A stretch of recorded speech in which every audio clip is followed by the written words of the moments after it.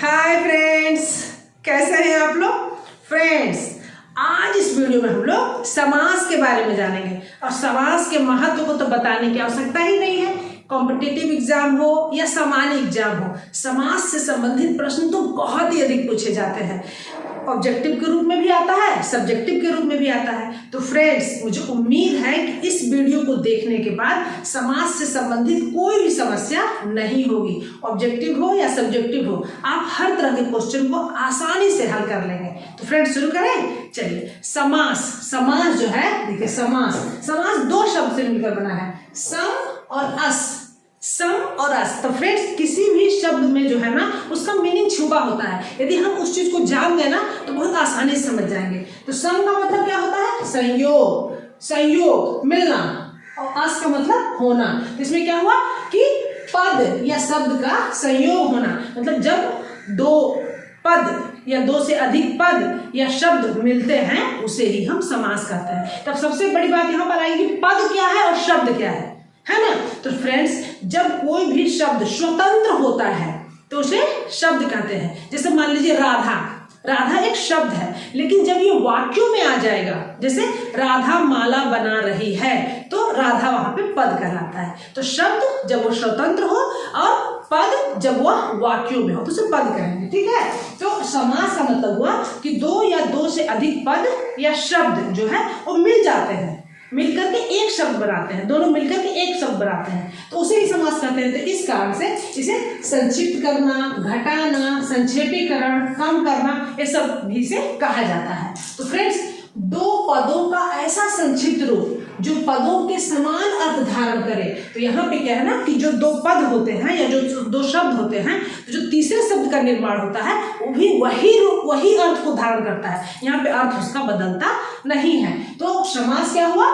दो शब्दों और पदों का वह संक्षिप्त रूप है जो कि वही अर्थ धारण किए रहता है, उसमें अर्थ उसका बदलता नहीं है। हम लोग उदाहरण के द्वारा जब समझेंगे तो आसानी से समझ आएंगे। तो फ्रेंड्स, यहाँ पे जो दो पद है, दो पद, पहले पद को पूर्व पद कहते हैं और दूसरे पद को उत्तर पद कहते हैं। ठीक है ना। हम लोग आसानी से बोलने के लिए पहला पद दूसरा पद बोल लेंगे, लेकिन एक्चुअल में जो नाम है पूर्व पद उत्तर पद, और उससे के बाद पूर्व पद और उत्तर पद के मिलने के बाद जो तीसरा पद बनता है उसे समस्त पद कहते हैं। ठीक है। देखिए, पूर्व पद उत्तर पद, इससे मिलकर समस्त पद बना, और इसे ही समासिक शब्द भी कहा जाता है। यदि कोई क्वेश्चन आता है कि समासिक शब्द क्या है, तो पूर्व पद और उत्तर पद के मिलने से जिस तीसरे शब्द का निर्माण होता है वो समासिक शब्द है ना। देखिए, जैसे उदाहरण देते हैं, जैसे राजमहल। देखिए, राजमहल जो शब्द है, देखिए राजमहल एक शब्द है, उसमें ये दो शब्द से मिलकर बना है। राजा का महल होता है ना, तो पहला शब्द है राज, दूसरा शब्द है महल। तो राज जो हुआ एक पूर्व पद हुआ, और उत्तर पद जो हुआ वो महल हुआ। राज महल पूर्व पद माने पहला पद, उत्तर पद दूसरा पद, तो ये महल हुआ। ठीक है ना, राज महल। तो दोनों मिलकर के समासिक पद क्या बना? राजमहल। मतलब क्या हुआ? राजा का महल। राजा, यदि हम इसका विग्रह करेंगे तो क्या हो जाएगा? राजा का महल, राजमहल। यही समासिक शब्द निकलता है। राजमहल जो है वो समासिक शब्द हुआ। समासिक शब्द राजमहल, पूर्व पद राज, उत्तर पद महल। ठीक है फ्रेंड्स। अब चलिए आगे देखते हैं समास विग्रह। समास विग्रह किसे कहते हैं? तो समास विग्रह फ्रेंड्स, समस्त पदों को अलग करना। समस्त पद, जब समस्त पद मतलब कौन सा हुआ? इसे ये समस्त पद राजमहल हुआ। तो राजमहल को जो है ना अलग करना, राजमहल को अलग कर देना, मतलब क्या क्या शब्द से बना है। जैसे राजा का महल, जो भी अलग किया मैं यहाँ पे इसको राजा का महल, तो इसे भी समास विग्रह कहते हैं। समस्त पदों को अलग करना ही समास विग्रह कहलाता है। जैसे राजमहल को राजा का महल। ठीक है। अब चलिए फ्रेंड्स, देखते हैं कि समास के कितने भेद होते हैं। समास के कितने भेद होते हैं? तो फ्रेंड्स, पूर्व पद और उत्तर पद के आधार पर समास के 4 भेद होते हैं। पूर्व में समास के 4 भेद माने जाते थे, लेकिन अभी 6 भेद माने जाते हैं। वो क्यों माने जाते हैं, इसके बारे में हम लोग बातें करेंगे। ठीक है। तो समास के भेद यहाँ पे 4 और 6 दोनों दिख रहा है ना। तो पहले 4 माना जाता था, लेकिन अब जो है 6 माना जाता है। तो यहाँ पे फ्रेंड्स 2 पद हुए, पूर्व पद उत्तर पद। तो किसी में पूर्व पद प्रधान होता है, किसी में उत्तर पद प्रधान होता है, मतलब किसी में पहला वाला शब्द प्रधान होता है, किसी में दूसरा शब्द प्रधान होता है, किसी में दोनों प्रधान होता है, और किसी में दोनों में से कोई प्रधान नहीं होता है। इसी के आधार पर उसके 4 भेद माने गए हैं, ठीक है ना। उसमें अव्यय भाव समास, एक एक करके हम लोग भी डिस्कस भी करेंगे। अव्यय भाव समास, इसमें जो है ना इसका पहला पद प्रधान होता है, ठीक है। उसके बाद तत्पुरुष समास, तत्पुरुष समास, इसमें इसका जो है ना वो दूसरा पद प्रधान होता है। द्वंद्व समास, द्वंद्व समास, इसमें ना दोनों पद प्रधान होता है, ठीक है ना, इसमें दोनों पद प्रधान होता है। और तीसरा होता है बहुब्रीहि समास, इसमें दोनों में से कोई पद प्रधान नहीं होता है, ठीक है फ्रेंड्स। तो इसी के आधार पर दूसरे पद के प्रधान होने के आधार पर तत्पुरुष समास में ही कर्मधारय समास और द्विगु समास का जन्म हुआ। कर्मधारय समास और द्विगु समास का जन्म हुआ। तो फ्रेंड्स अब आइए हम लोग ये करके देख लेते हैं, क्योंकि ये जो 6 समास हुए ना, समास तो यहाँ पे 6 हो गए। ये 6 को समझिए ना कि बहुत अच्छे दोस्त हैं। तो ये दोस्त जो है ना हर तरह के दोस्त हैं, एक ही मेंटालिटी के दोस्त नहीं है। एक ही मेंटालिटी के जो दोस्त हैं ना वो तत्पुरुष समास, कर्मधारय समास, द्विगु समास, जिसमें कि दूसरा पद जिसका प्रधान है, और बाकी अव्यय भाव समास, हर तरह के दोस्त हैं। तब आइए इन दोस्तों से मिले। तो फ्रेंड्स इन दोस्तों को खेमे में हम भी मिल जाए। चलिए देखते हैं दोस्त कौन कौन से हैं। देखिए सबसे पहले लोग देखते हैं अव्यय भाव समास। अव्यय भाव समास जो होता है ये बहुत ही महत्वपूर्ण समास है फ्रेंड्स, और बहुत ही लोगों के पल्ले में भी नहीं पड़ता, लेकिन इतने आसानी से हम लोग बात करेंगे ना कि आप आसानी से समझ जाइएगा। अव्यय भाव समास जो होता है, अव्यय भाव समास, ये इसमें पहला पद प्रधान होता है। पहले बताइए, पहला पद प्रधान होता है, मतलब 2 शब्द तो रहेंगे ही, पहला शब्द प्रधान होता है, ठीक है। अव्ययवाचक होता है। अव्ययवाचक का मतलब वो शब्द जो है ना वो अव्यय, वो बदलता नहीं है, ठीक है, जिसमें कोई भी विकार उत्पन्न नहीं होता। विकार उत्पन्न होगा किसे कहते हैं मालूम है? जैसे मान लीजिए कोई लड़का शब्द है, ठीक है ना, तो जब वो स्त्रीलिंग होगा तो लड़की हो जाएगा, वचन में जाएगा तो लड़के हो जाएगा। विकार मतलब उस शब्द में परिवर्तन होता रह रहा है। लेकिन यहाँ पे जो अव्यय भाव समास है तो उसका जो पहला पद है उसमें कोई विकार उत्पन्न नहीं होता, वो जैसा रहेगा वैसा ही रहेगा, ठीक है ना, उसमें कोई विकार उत्पन्न नहीं होता। और पहला पद जो है ना फ्रेंड्स ये पहचानने के लिए छोटा होता है, बिल्कुल 1 अक्षर 2 अक्षर का ही ऐसा रहता है, बिल्कुल छोटा सा रहता है। पहला पद जो है छोटा होता है और क्रिया विशेषण होता है, ठीक है ना, और इसमें उपसर्ग लगता है आगे में। उपसर्ग, वो तो पहला पद आगे ही रहेगा, उपसर्ग लगता है, जैसे अ, प्रति, अनु, उप, यथा, या फिर शब्दों की पुनरुक्ति होती है, या फिर शब्दों की पुनरुक्ति होती है। उदाहरण के तौर पर देखिए यथाशक्ति, यथाशक्ति, तो ये पहला पद यथा है, दूसरा शक्ति है, तो उसको बदल विकार उत्पन्न हो सकता है क्या? नहीं उत्पन्न हो सकता। यथाशक्ति, यथाशीघ्र, यथाधर्म, यथाकर्म, यथोचित, ये सभी अव्यय भाव समास के हैं। जैसे मान लीजिए प्रति, प्रति उपसर्ग से देखिए प्रतिदिन, प्रति माह, प्रति वर्ष, प्रत्येक, तो बिल्कुल बिल्कुल 2 अक्षर के साथ इसका उपसर्ग बना हुआ है, छोटा है, आसानी से पहचान सकते हैं। अनु के साथ देखिए अनुरूप, अनुगमन, अनुसार, अनुचर, तो फ्रेंड्स यदि एग्जाम में आता है आ, प्रति, अनु, उप, यथा, या शब्दों की पुनरावृत्ति होती है तो आप समझ जाइए कि अव्यय भाव समास है, ठीक है ना। इस आ से आमरण, आगमन, आगंतुक, फिर पुनरावृत्ति में देखिए कभी कभी, धीरे धीरे, बार बार, ठीक है, शब्दों की पुनरावृत्ति हो रही है बार बार। तो फ्रेंड्स इस आधार पर हम लोग उपसर्ग के आधार पर, पुनरावृत्ति के आधार पर, इसके आधार पर हम उसको जान सकते हैं, ठीक है। चलिए अब अगला देखते हैं तत्पुरुष समास। तत्पुरुष समास जो होता है इसमें दूसरा पद प्रधान होता है। तत्पुरुष समास इसमें दूसरा शब्द प्रधान होता है, और दोनों पद जो होते हैं, पहला पद और दूसरा पद कारक चिन्ह से जुड़े होते हैं, कारक चिन्ह से जुड़े होते हैं। तो फ्रेंड्स यहाँ पर अब हम लोगों को कारक चिन्ह जानने की आवश्यकता पड़ेगी। कारक चिन्ह क्या है? कारक याद है ना, कर्ता ने, कर्म को, करण से, याद है। तो फ्रेंड्स यहाँ पे जो है ना कारक चिन्ह पर हम लोग फटाफट रिवाइज भी कर लेंगे ताकि आसानी से समझ में आ जाए। जैसे देखिए कर्ता ने, कर्ता ने, तो यहाँ पर ने की आवश्यकता नहीं है। कर्म को, करण से, संप्रदान को, के लिए, अपादान से, संबंध का, के, की, अधिकरण में, पर, में पर, यहाँ तक, ठीक है ना, संबोधन का जरूरत नहीं है यहाँ पे। तो यहाँ पे इतने शब्द से जुड़ा रहेगा। फिर इसके बाद एक निज तत्पुरुष भी होता है, उसके बारे में बातें करेंगे। तो फ्रेंड्स सबसे पहले हम लोग देखते हैं कि तत्पुरुष समास जो है वह समास होता है जिसमें जो 2 शब्द, पहला पद और दूसरा पद, पूर्व पद और उत्तर पद, समासिक चिन्ह से जुड़े हो। समासिक चिन्ह कौन कौन सा हो गया? ने का यहाँ पे नहीं रहता है, को, से, को, के लिए, से, का, के, की, में, पर, इन सबसे जो जुड़ा रहेगा तो वहां पे जो है ना तत्पुरुष समास होगा। उसी के आधार पर तत्पुरुष के नाम बदल जाते हैं। जैसे कि कर्म तत्पुरुष, कर्ण तत्पुरुष, इसी के आगे कर्म तत्पुरुष, कर्ण तत्पुरुष, संप्रदान तत्पुरुष, अपादान तत्पुरुष, उसके आधार पर उसका नाम बदलता है। तो फ्रेंड्स कारक चिन्ह तो हम लोग पहले पढ़े हुए हैं, बस एक बार रिवाइज करना है। जैसे कर्ता ने, कर्म को, कर्ण से, संप्रदान को, के लिए, तो याद है ना। तो जब देखेंगे ना कर्ता ने, कर्म को, तो कोई चीज को से जुड़ा हुआ है, ठीक है, तो फिर क्या करेंगे? कर्म तत्पुरुष। से जुड़ा हुआ है। तो कर्ण तत्पुरुष, जैसे उदाहरण देख लेते हैं, जैसे मान लीजिए है ग्रंथकार, ग्रंथकार, तो फिर क्या हुआ इसका, ग्रंथ को लिखने वाला, तो को से जुड़ा है ना, ग्रंथकार, तो ग्रंथ प्लस कार, तो ग्रंथ को लिखने वाला, तो को से जुड़ा है, ये कर्ण तत्पुरुष हो गया। ठीक है, सर्वप्रिय, सर्वप्रिय, सबको प्रिय, तो ये भी को से जुड़ा है, देखिए ये भी को से जुड़ा है, सर्वप्रिय, सबको प्रिय, तो को से जुड़ा है, सर्वप्रिय, तो क्या हो जाएगा ये कर्ण तत्पुरुष हो जाएगा।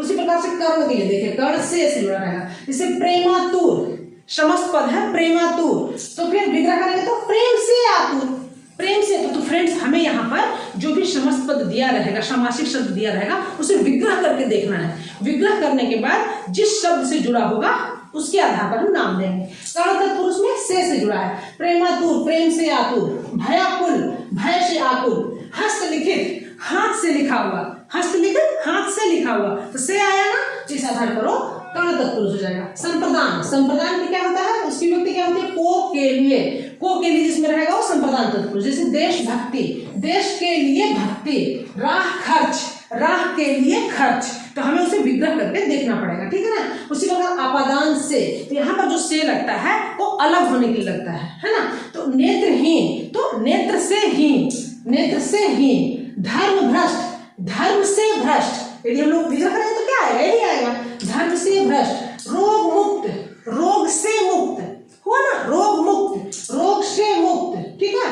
उसी प्रकार संबंध कर देते हैं, संबंध तत्पुरुष काके की, रारे री, नाने नी, ये तो होता है ना। जैसे मान लीजिए राजपुत्र, राजा का पुत्र, राजपुत्र, विग्रह करेंगे तो राजा का पुत्र, राजमहल, राजा का महल, जीवन दान, जीवन का दान, बैलगाड़ी, बैलों की गाड़ी, राष्ट्रपिता, राष्ट्र के पिता, तो काकी से जुड़ा हुआ है, इस आधार पर वो संबंध तत्पुरुष हो जाएगा। फिर अधिकरण, अधिकरण में पर, इसकी विभक्ति होती है में पर। जैसे पेट दर्द, तो पेट में दर्द, पेट दर्द, पेट में दर्द, आप बीती, आप पर बीती, घुड़सवार, घोड़े पर सवार, देखिए घुड़सवार, घोड़े पर सवार। तो फ्रेंड्स इस तरह से जिस कारक चिन्ह के द्वारा जो शब्द जुड़े रहेंगे तो उसी का जो है तत्पुरुष समास हो जाता है। ठीक है। उसी प्रकार होता है निज तत्पुरुष, निज तत्पुरुष में फ्रेंड्स विरोधाभास होता है, उसके आगे अ लगा रहेगा। ठीक है ना। जैसे अ या अन, जैसे अशुद्ध, शुद्ध का अशुद्ध, निज तत्पुरुष। ठीक है। समर्थ का असमर्थ, अन का हार, अन बन, तो जिसमें भी फ्रेंड्स जो विरोधाभास हो अ और अन से शब्द बने लगे रहेंगे उसे हम लोग समझेंगे और निज तत्पुरुष है। ठीक है। तो तत्पुरुष समास हो गया। अब चलिए हम लोग देखते हैं कर्मधारय समास। ये तत्पुरुष समास से ही निकले हुए हैं। इसमें दूसरा पद जिसका भी प्रधान होगा, जैसे पहला पद क्या था, राजा, राजमहल, तो इसमें महल शब्द जो है वो प्रधान है। महल किसका है, राजा का महल है ना। तो यहाँ पर महल की विशेषता बताई जा रही है, वो राजमहल है, महल है, राजमहल है, मतलब राजा का महल है। तो दूसरा शब्द जो है इसका प्रधान है। तो उसी प्रकार कर्मधारय समास, कर्मधारय समास जो होता है फ्रेंड्स, ये भी इसमें भी दूसरा शब्द प्रधान होता है और इसमें जो पहला पद होता है विशेषण होता है। विशेषण तो समझ गए ना, विशेषता बताने वाला, और दूसरा पद जो है वो विशेष होता है, मतलब दूसरे पद की विशेषता पहला पद बताता है। जैसे ना कोई भी चीज मान लीजिए बहुत सुंदर है तो हम उसकी तुलना करते हैं ना, तो जिस चीज से हम उसकी तुलना करते हैं उसे विशेषण कहते हैं। जैसे मान लीजिए सुंदर लड़का, तो यहाँ पे लड़का की विशेषता कौन बता रहा है, सुंदर, क्यों, लड़का सुंदर है, सुंदर, तो सुंदर जो हुआ वो विशेषण हो गया और लड़का विशेष हो गया। विशेष मतलब जिसकी विशेषता बताई जाए। ठीक है। तो इसको पहचानने का सबसे आसान ट्रिक यही है कि जिसमें किसी चीज की विशेषता बताई जाए तो उसे हम कर्मधारय समास कहेंगे। जैसे देखिए, ठीक है, इसमें है और समान, इसके आधार पर हम उसका विग्रह करेंगे तो है और समान जो है ये शब्द आएंगे। जैसे नील कमल, नील कमल, तो यहाँ पर जो है नील जो है विशेषता बता रहा है, कमल, कमल फूल की विशेषता, तो कमल फूल क्या है, कमल, कमल की विशेषता क्या बता जाता है, नील, नीला, तो नीला है जो कमल। जब हम उसके समस्त पद को विग्रह करेंगे तो फिर क्या आ जाएगा, नीला है जो कमल, नीला है जो कमल, तो उसे हम नील कमल कहते हैं, कर्मधारय समास हो जाएगा। तो नील जो है विशेषता बता रहा है किसकी, कमल की। ठीक है। उसी प्रकार महात्मा, महान आत्मा, आत्मा है उसकी विशेषता क्या बता रहे हैं कि वो महान है, महान आत्मा। अधपका, ये क्या चीज की विशेषता बता रहा है, पकने की, कि अभी पूरी तरह नहीं पका है, वो आधा पका है, आधा है जो पका। तो जिसमें फ्रेंड्स है जो आएगा तो उसके आधार पर हम समझ जाते हैं कि वो कर्मधारय समास है, ठीक है ना। अध पका, आधा है जो पका। चंद्रमुख, वह मुख जो चंद्रमा के समान है, तो चांद से तुलना की जा रही, चांद से विशेषता बताई जा रही मुख की। नीलकंठ, नीलकंठ मतलब वह कंठ जो नीला है, नीले रंग का कंठ, तो उसे नीलकंठ। महादेव मतलब देवों में जो महान है, उसे महादेव कहेंगे। तो इस प्रकार फ्रेंड्स कर्मधारय समास बहुत ही आसान है, जिसको हम आसानी से जान जाते हैं जब किसी की विशेषता बताई जाती है उसके आधार पर, ठीक है। चलिए फ्रेंड्स अब अगला देखते हैं द्विगु समास। द्विगु समास ये भी जो है ना तत्पुरुष समास के समान, इसका भी दूसरा पद ही प्रधान होता है, इसीलिए तत्पुरुष समास के अंतर्गत ही कर्मधारय को और द्विगु को रखा गया था, ठीक है ना। अब उसे अलग करके 6 भेद बताते हैं, इसीलिए तो द्विगु समास जो है इसका भी दूसरा पद प्रधान होता है। और ये जो है ना फ्रेंड्स, ये जितने भी फ्रेंड्स हैं इसमें सबसे आसान इसे हम समझ सकते हैं। क्यों समझ सकते हैं? क्योंकि जो पहला पद है वो संख्यावाची होता है। संख्यावाची 1 2 3 4 5 6 मतलब ये सर संख्यावाची पहला पद, तो इसे पहचानना बहुत आसान है, ठीक है ना। पहला पद संख्यावाचक होता है और दूसरा पद प्रधान होता है, ठीक है ना, क्योंकि तत्पुरुष समास सही है ना, तो दूसरा पद प्रधान होता है। तो पहला पद प्रधान होता है जैसे नवग्रह, पंचवटी, चौराहा। तो देखिए नवग्रह मतलब 9 ग्रहों का समूह, 9 आ गया ना। पंचवटी 5 वटी का समूह पंच। चौराहा 4 राहों का समूह। सप्त ऋषि 7 ऋषियों का समूह सप्त। सप्ताह। तो इस प्रकार से फ्रेंड्स जहां पर भी 1 2 3 4 5 जो नंबर रहेगा तो उसके आधार पर हम आसानी से जान जाते हैं ये द्विगु समास है। तो ये जो ऐसा फ्रेंड्स है कि जिसे आसानी से कोई पहचान सकता है, बस केवल आगे आगे पहला पद नंबर देख करके, ठीक है। चलिए द्वंद्व समास देखते हैं। तो अभी तक तो हम लोगों ने देख लिया पहला पद प्रधान और दूसरा पद प्रधान। पहला पद प्रधान अव्ययभाव और दूसरा पद प्रधान कर्मधारय, तत्पुरुष और द्विगु। अब द्वंद्व समास, द्वंद्व समास जो फ्रेंड्स इसमें दोनों पद इक्वल प्रधान रहते हैं, कोई कम बेसी नहीं है, या तो फिर विरोधाभास में रहे या फिर इक्वल रहे, ठीक है ना। राम रावण ऐसे भी हो सकते हैं, बिल्कुल विरोधाभास हो सकते हैं, और राम राम ऐसे भी हो सकते हैं, ठीक है। तो देखिए द्वंद्व समास दोनों पद प्रधान होते हैं, या और योजक चिन्ह से जुड़ा होता है। दोनों पद जो है ना, जब ये दोनों पद प्रधान रहेंगे, दोनों पद का जब हम समास विग्रह करेंगे तो उसमें या और ये आएगा, और दोनों योजक चिन्ह बस ऐसे ही इससे जुड़े होते हैं। संज्ञा सर्वनाम क्रिया होना चाहिए, इनको जो है ना संज्ञा सर्वनाम या क्रिया होते हैं, ठीक है। जैसे गंगा यमुना, तो गंगा और यमुना, देखिए ना योजक चिन्ह लगा है ना, योजक चिन्ह गंगा और यमुना। सुख दुख, यहाँ पर देखिए सुख दुख, या तो एक सुख है जस्ट उसका उल्टा दुख है, तो यहाँ पर विरोधाभास में है, यहाँ पे योजक चिन्ह से। लाभ हानि, लाभ और हानि हो गया। आगे पीछे, आगे या पीछे, तो यहाँ पर हम लोग जब इसको अलग अलग करेंगे तो उसमें या और दोनों में से कुछ भी आ सकता है, ठीक है ना। या आगे और पीछे, या फिर आगे या पीछे। माता पिता, माता और पिता, ठीक है। उसी प्रकार फ्रेंड्स देखिए आजकल जो है कंपटीशन इतना बढ़ता जा रहा है कि इतने आसान क्वेश्चन कहीं भी नहीं आते हैं, ठीक है ना। यदि पूछ देता है धर्माधर्म में कौन समास है, तो यहाँ पर तो योजक चिन्ह दिख नहीं रहा है, फिर कैसे करेंगे? तब हमें उसका संधि विग्रह करना पड़ेगा, ठीक है ना, संधि विच्छेद करना पड़ेगा, तब पता चलेगा। तो देखिए धर्म प्लस अधर्म, धर्म प्लस अधर्म, तो धर्माधर्म, तो कौन सा समास हुआ? द्वंद्व समास हुआ। उसी प्रकार पापा पाप, पापा पाप, तो इसे भी हमें संधि विच्छेद करना पड़ेगा। पापा पाप, पाप अपाप, पापा पाप, पापा पाप, ये भी जो है द्वंद्व समास हुआ। लाभा लाभ, लाभ प्लस अलाभ, संधि विच्छेद किए तो फिर पता चला कि ये जो है ये तो द्वंद्व समास है। तो फ्रेंड्स इतने आसान क्वेश्चन भी नहीं आते हैं, हमें थोड़ा ध्यान दे करके उसे देखना पड़ता है कि ये जो है ना कौन सा समास होगा, ठीक है। चलिए अब अगला देखते हैं बहुव्रीहि समास। तो फ्रेंड्स अब तक हम लोगों ने देख लिया कि दो पद में पहला पद प्रधान, दूसरा पद प्रधान, या फिर दोनों प्रधान। अब ये बहुव्रीहि समास, और ये जो है ना फ्रेंड्स सबसे महत्वपूर्ण, दोस्तों में सबसे महत्वपूर्ण और सबसे अलग तरह का ये दोस्त है। इसको समझने के लिए ना थोड़ा सा हमें ध्यान देना पड़ता है कि ये कैसा है, क्योंकि इससे संबंधित प्रश्न तो निश्चित रूप से बहुत पूछे जाते हैं। तो बहुव्रीहि समास, तो इसमें दोनों पद में से कोई पद प्रधान नहीं होता, मतलब बातें कहीं पे हो रही हैं। लुकिंग बोलते हैं ना, लुकिंग लंदन टॉकिंग टोक्यो, मतलब बातें कहीं और हो रही हैं लेकिन इशारा किसी और का है। तो बहुव्रीहि समास जो है ना एकदम ये अलग तरह का है, ठीक है। इसमें दोनों में से कोई पद प्रधान नहीं होता और समस्त पद जो है ना वो अलग अर्थ देता है। जैसे पहला पद अलग है, दूसरा पद अलग है, दोनों मिलकर के वो तीसरा पद जो है वो समान अर्थ नहीं देता, वो तीसरा अर्थ देता है। देखिए अभी देख समझ जाएंगे, ठीक है ना। जैसे गजानन, गजानन, गज मतलब हाथी होता है ना, आनंद मतलब मुख, तो हाथी का मुख किसका है? गणेश का है। तो यहाँ पर गजानन जब दिया रहेगा तो इसका मतलब गणेश होगा, ठीक है ना।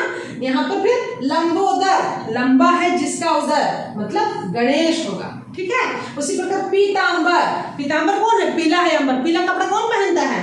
कृष्ण भगवान पहनते हैं, तो क्या हो जाएगा वो? कृष्ण। गिरिधर, पहाड़ को किसने उठाया? पर्वत को कृष्ण भगवान को ही बोलते हैं, तो गिरिधर। तो फ्रेंड्स जब हमें एग्जाम में आए जैसे चतुरानन, चतुर मतलब चार, आनंद मन मुख, चार मुख किसके हैं? तो हो जाएगा ब्रह्मा। तो यहाँ पे फ्रेंड्स चार, चार तक के ये नहीं समझना है हमें यहाँ पे कि ये जो है ना वो द्विगु हो जाएगा, ठीक है, ऐसा नहीं सोचना है यहाँ पे। चतुरानन ब्रह्मा जी को कहते हैं। उसी प्रकार पंचानन, पांच, पांच से किसके होते हैं? हनुमान के, तो हनुमान हो जाएगा। उसी प्रकार दशानन, दशानन मतलब 10 है जो आनंद, दशानन का मतलब क्या हुआ यहाँ पे? 10 है जिसका सिर, मतलब इनडायरेक्टली बताया जा रहा है कि रावण की बात हो रही है, ठीक है, तो रावण, ठीक है। फिर नीलकंठ, नीला है जिसका कंठ, तो यहाँ पर नीलकंठ किसे कहा जाता है? या किसी पक्षी की बात नहीं हो रही है, नीलकंठ किसे कहते हैं? शंकर भगवान कहते हैं। जब उन्होंने विष पिया तो विष को यहाँ पर रख लिया, गले में रख लिया, तो उसके चलते उनका गला जो है नीला हो गया, तो उन्हें नीलकंठ भी कहा जाता है। तो नीलकंठ शिव, नीलकंठ शिव को कहा जाता है। कलह भोगी, कलह भोगी किसे कहते हैं? कौन इधर की बात उधर फेंकता रहता है? लड़ाई झगड़ा कौन करवाता है? मालूम है ना? नारायण, नारायण, नारद, तो नारद कहते हैं। तो फ्रेंड्स यहाँ पर आप लोग देख रहे होंगे यहाँ पे जितने भी शब्द दिए हैं तो यहाँ पे तो कंफ्यूजन उत्पन्न हो जाएगा। किसी में कर्मधारय है, जैसे नीलकंठ बोलेंगे तो कर्मधारय आ जाएगा, फिर उसी प्रकार से चतुरानन बोलेंगे तो द्विगु आ जाएगा, तो फिर किसमें करें? टेंशन हो जाएगा ना, कर्मधारय है कि द्विगु है कि बहुब्री है। तो फ्रेंड्स इसका एक ही टिप्स है कि जब भी इस तरह का कंफ्यूजन रहे तो हमें, यदि मान लीजिए ऑप्शन में कर्मधारय द्विगु सभी दिया हुआ है, बहुब्रीहि भी दिया हुआ है, तो हमें जो है ना बहुब्रीहि को ही टिक करना है, बहुब्रीहि को ही टिक करना है। जैसे मान लीजिए आ गया दशानन, दशानन, तो दशानन में जो है ना द्विगु भी दिया हुआ है, बहुब्रीहि भी दिया हुआ है, तो हमें बहुब्रीहि को ही टिक करना है।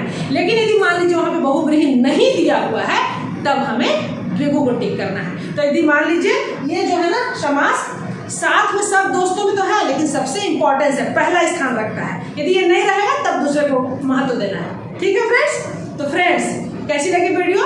मुझे उम्मीद है फ्रेंड्स कि इस वीडियो के बाद समाज से संबंधित कोई भी समस्या नहीं होगी, क्योंकि यहाँ पे जितने भी एग्जाम्पल भी लिए गए हैं वो सभी आपको परीक्षा को ध्यान में रखते हुए ही एग्जाम्पल भी लिए गए हैं। तो फ्रेंड्स कैसी लगी वीडियो? फ्रेंड्स वीडियो अच्छी लगती है तो अपने और फ्रेंड्स को भी शेयर करिए। और ये तो नया चैनल है फ्रेंड्स, यदि आपने इसे सब्सक्राइब अभी तक नहीं किया है तो इसे कर लीजिए, क्योंकि इससे क्या हुआ फ्रेंड्स कि मैं तो वीडियो बीच बीच में डालती ही रहती हूँ, तो जैसे ही मैं वीडियो डालूंगी तो आपके पास नोटिफिकेशन आ जाएगा। और जितने भी वीडियो रहेंगे फ्रेंड्स वो बिल्कुल एग्जाम को ही ध्यान में रख करके, उसे ही ध्यान में रख के बनाया गया है। तो फ्रेंड्स आने वाले एग्जाम के लिए ऑल द बेस्ट, ठीक है फ्रेंड्स। अगले वीडियो में फिर मिलती हूँ, तब तक के लिए बाय बाय।